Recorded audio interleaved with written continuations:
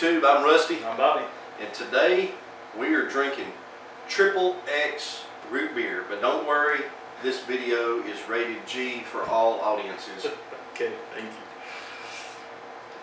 Man, it's good root beer. Middle of the road. Kind of sweet. It's got a little molasses kind of flavor to it. I see there it's made with pure cane sugar, and it's caffeine and gluten free. Oh man, I was looking forward to having some gluten. Well, too bad, man. No gluten for you today. You'll have to get some somewhere else. And That's good. that's good root beer. I was checking out a little bit about XXX root beer. XXX root beer is one of those roadside stand, drive-in kind of root beers. At one time, there were XXX root beer drive-ins all over the country. Now they're down to one, I think. Okay. It's in West Lafayette, Indiana. Which, so if you see the XXX sign, don't stop. Yeah, the XXX is everywhere else. Don't pull in there. That's not good. You just wait till you get to West Lafayette, Indiana. I don't really know if I'm saying that right, because in Louisiana it's Lafayette. Lafayette, right. It might be Lafayette up there. I don't know, or Lafayette or something. I don't know.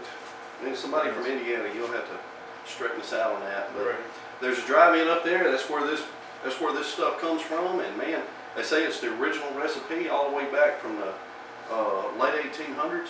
Oh wow, it's real good. So we're talking about a root beer that might be, you know, older than 100 years. So it reminds me a lot of Bulldog. yeah, it's in that camp, that type of root beer. But anyway, that's really good. There's a root beer stand over in Baton Rouge called Frost Top. Yes. And there's some Frost Tops still around. I know there's one in New Orleans, and I think there's one down there at La Rose. But we'll have to check that out. Frost Top is good. Anyway, you can go get you some XXX root beer. I'm trying to think of where I got these, and I can't remember, Bobby. I think I got these at a gas station somewhere in Texas, like between Dallas and Texarkana. Right.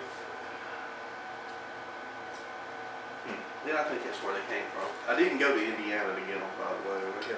Well, that was a good stop because these are really good. Yeah. Well, and you know what? Today we just came back from the Southern Baptist Convention. It was over in Birmingham, Alabama. We stayed at a really nice hotel over there. Oh yeah. The Drury. Okay. Drury Inn. I'll tell you the cool thing about the Drury is that they have, you know, free breakfast. There's really no such thing as free breakfast at a hotel. You're paying for it. Right? So I guess you say it's complimentary. Something So there's they have breakfast, but then they also have at 5:30 what's known as the manager's kickback, and they serve like some like hot dogs and nachos and some soups. Nice.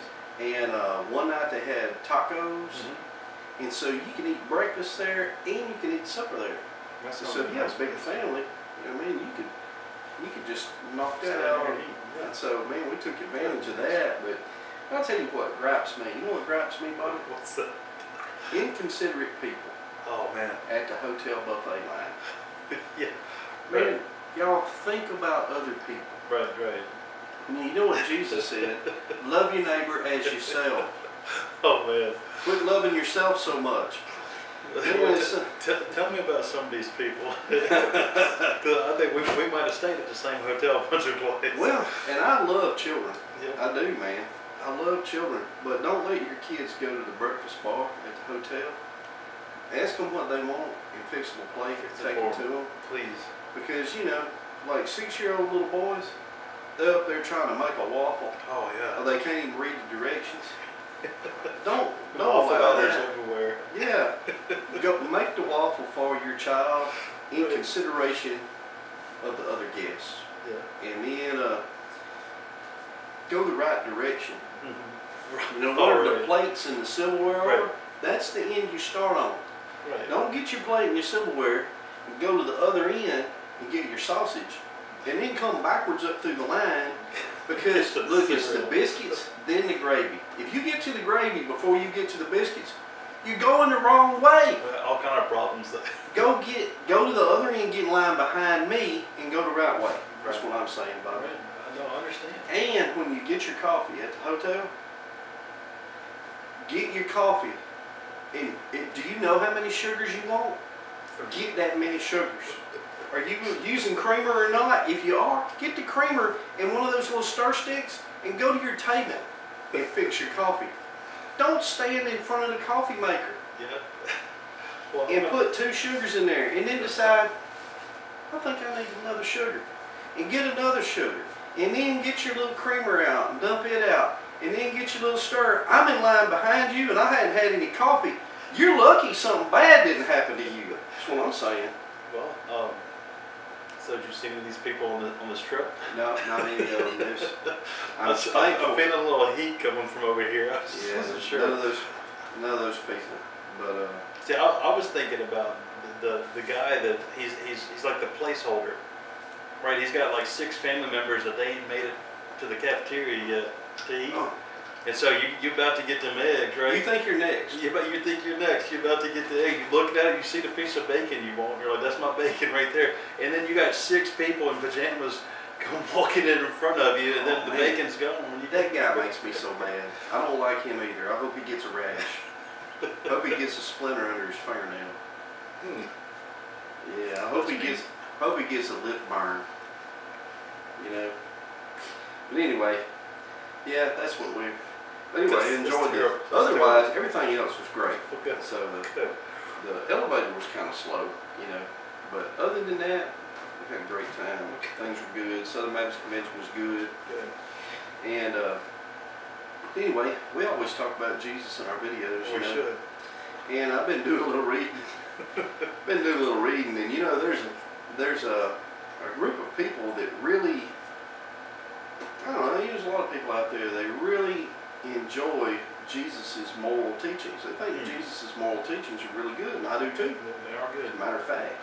The best. They are the best, and whatever Jesus says about morality and how to live, you should do that. But you know what? Jesus is not only a great teacher and a great example, he's a Savior. Right. If you follow the teachings of Jesus, they will lead you to the cross and the sacrifice that he made on the cross for you and I. That's where they lead. If you only follow the teachings of Jesus to deal with your fellow man, you're not following the teachings of Jesus, because what he teaches leads you to the cross. Exactly. Leads you to the cross. And the cross is the historical symbol of our redemption. On the cross is where Jesus paid for my sins and for Bobby's sins and for all the sins of the Facebook world who will have faith in him. That's it. Ain't that right, Bobby? I agree. Well, y'all need to stop by West Lafayette, Indiana. Get some XXX. Hey, I'd like to go there. If I'm serious, I'm coming there. You people that own that, some new people bought it back in 1999, which is not new. It's like 20 years ago. 20 years ago. That's 20. Hey, happy 20th anniversary, y'all. Doing a good job. Anyway, we're gonna stop and see y'all, and we'll sign one of our glossy posters, and you can hang it on the wall. Right. Advertise for us. That's right. Well, I tell you what, YouTube, hang in there. We'll see you on the next go around. I'm Rusty. I'm Bobby. Catch you next time.